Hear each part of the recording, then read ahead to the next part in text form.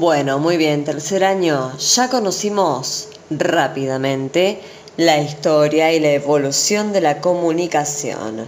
Ahora llegó el momento de adentrarnos en la informática, su historia, cómo comenzó. ¿Cómo? ¿Con celulares? ¿Computadoras? No, no, no, no. Fue mucho, pero mucho, mucho antes. Y podemos comenzar con Había una vez, ¿les parece? Había una vez gente que necesitaba abarcar el estudio y la aplicación del tratamiento automático de la información, utilizando dispositivos y sistemas. Estos dispositivos y sistemas fueron evolucionando a través del tiempo. Podemos decir que la informática nace en la antigua Babilonia, cuando usaban semillas y piedras para contar y restar. Luego, los chinos evolucionaron este sistema, lo que hoy es el ábaco, y lo utilizaron los romanos hasta el siglo IV a.C., pero hasta el día de hoy lo seguimos usando. Vayan a la librería de la esquina y pregunten si no venden un ábaco. En el año 1645, Blaise Pascal construyó una máquina para sumas y restas que estaba compuesta de ruedas dentadas que al girar permitían obtener el resultado de la operación. No supuso un éxito comercial porque era de un costo muy elevado, pero en 1675 von Leibniz construyó otra capaz de realizar las 4 operaciones básicas: sumar, restar, multiplicar y dividir. Hablamos de la Pascalina. Aquí se las presento. La Pascaline era una máquina de calcular mecánica con la que podían realizarse sumas y restas. Estaba construida con 10 cilindros que se movían mediante ruedas dentadas. Cada uno de ellos reunía 2 series de números. Con ayuda de una especie de aguja, se podían ajustar los números en los cilindros. Por lo tanto, si se quería calcular 5 más 7, se ajustaba 5 y se seguía girando 7 posiciones. Si el cilindro seguía rodando hasta el 9, una pieza en forma de U tomaba el cilindro de decenas adyacente y lo giraba a una posición. Ahora solo restaba leer el resultado. 12.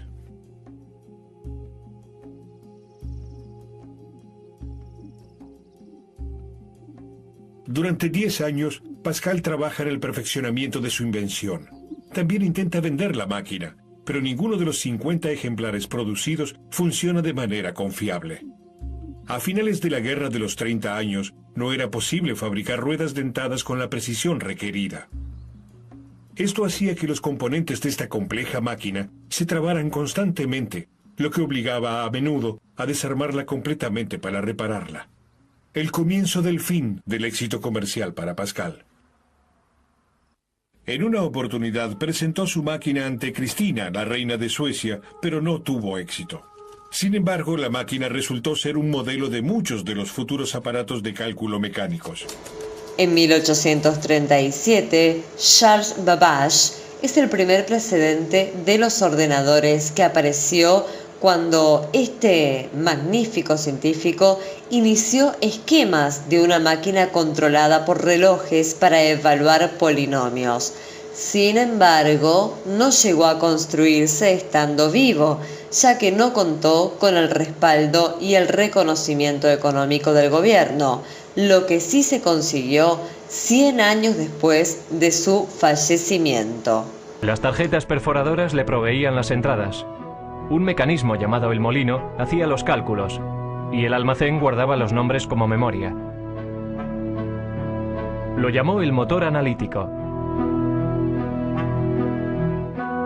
El motor analítico hacía cálculos mecánicamente. Después de introducir los datos, el mecanismo tenía que ser accionado por una manivela, haciendo girar cientos de engranajes intrincados, ejes y ruedas numeradas para calcular los resultados. Babbage anticipó que la máquina de 15 pies de altura funcionaría a vapor por su tamaño. Pero Babbage nunca construyó una máquina. Su protoordenador se colapsó antes de que pudiera completarlo. Fue víctima de herramientas imprecisas y de la falta de fondos. Todo esto ocurrió 100 años antes de que se volviera a concebir la idea de un aparato así. En 1944 nace la Mark I, la primera máquina capaz de hacer cálculos que la construyó Hermann Hollerith. Era de un tipo electromagnético. Estas máquinas se fueron perfeccionando hasta llegar a la construcción de la Mark I, basándose precisamente en la idea de la máquina analítica de Charles Babbage. Tenía 760.000 ruedas y 800 kilómetros de cable. ¿Podemos decir que sería la primera computadora?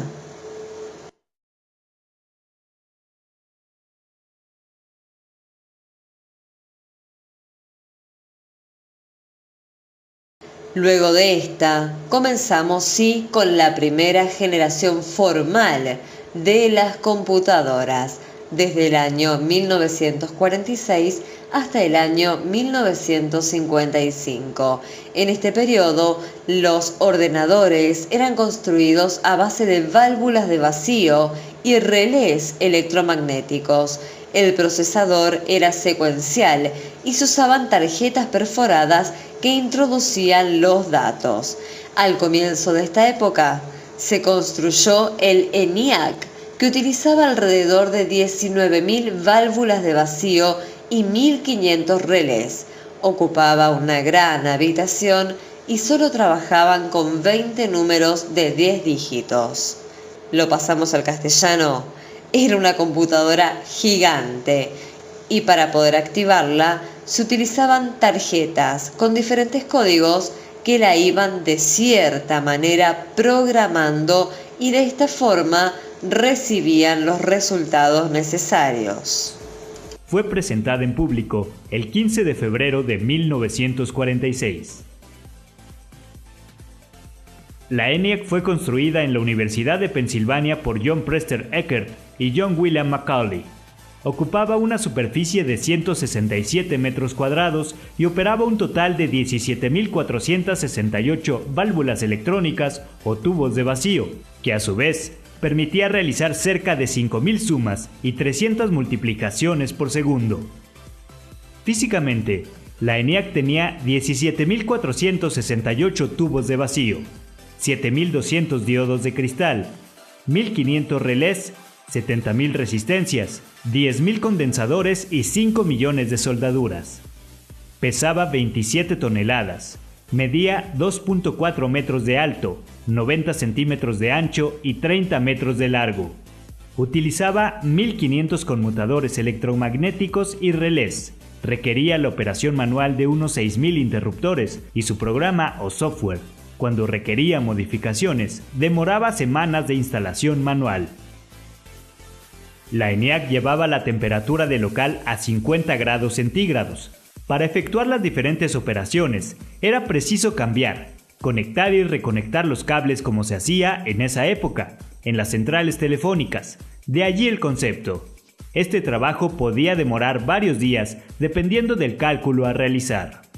Uno de los mitos que rodea a este aparato es que la ciudad de Filadelfia, donde se encontraba instalada, sufría de apagones cuando el ENIAC entraba en funcionamiento, pues su consumo era de 160 kilowatts. A las 23:45 horas del 2 de octubre de 1955, la ENIAC fue desactivada para siempre.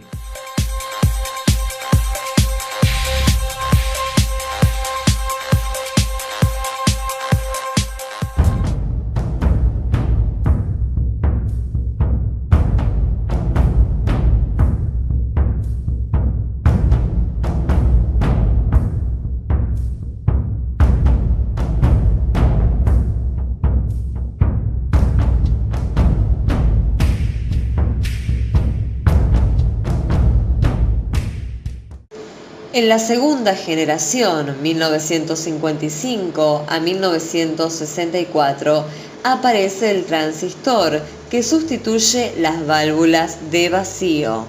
Los transistores son mucho más pequeños, desprenden menos calor y se averían menos. Por ello, los ordenadores han ido reduciendo su tamaño.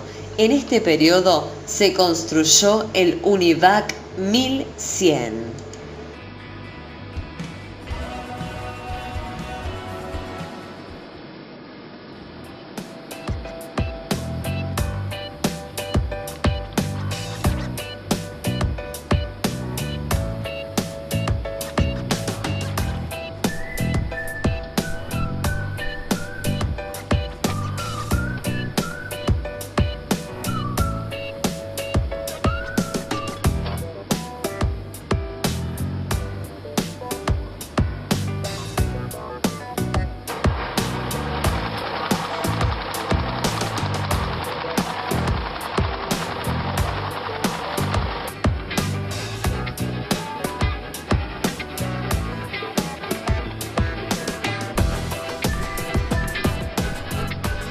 En la tercera generación de computadoras, 1964-1970, comienzan a utilizarse los circuitos integrados, formados por miles de transistores conectados entre sí e insertados ahora sí en un solo chip.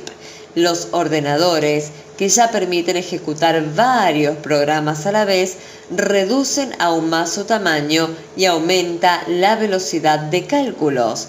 Comienza a estandarizarse los programas para crear los software, aplicaciones para empresas, los primeros videojuegos, entre otros sistemas.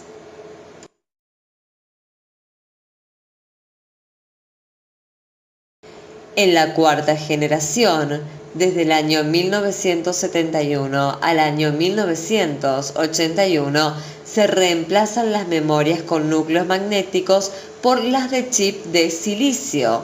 Se colocan muchos más componentes en un chip. Este producto súper miniatura.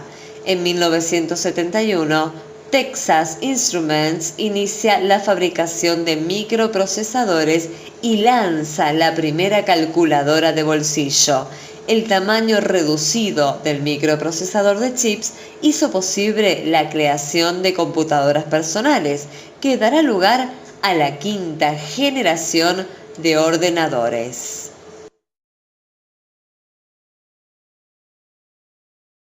Y aquí llegamos a la quinta generación, 1981 en adelante. La empresa IBM construye el primer ordenador personal y revoluciona el mercado informático. La utilización de circuitos con mayor nivel de integración, la bajada de precios y el continuo aumento de prestaciones y servicios generalizan la difusión del ordenador.